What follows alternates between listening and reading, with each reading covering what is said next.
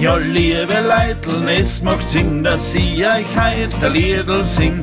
Auf geht's, Burm, es ist Zeit, es warten schon die Weiberleut. Die Schneiding-Burm, das weiß man heut, die tanzen gern mit großer Schneid. Auseinander und wieder zusammen und schon kommt gleich ein anderer dran.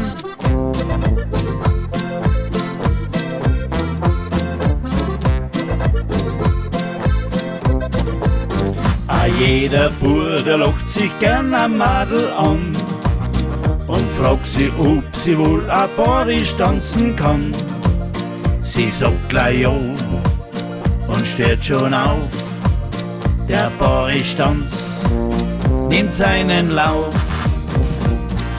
Auf geht's, Burm, jetzt ist es an der Zeit. Das Borisch-Tanzen, ja, das macht a große Freude.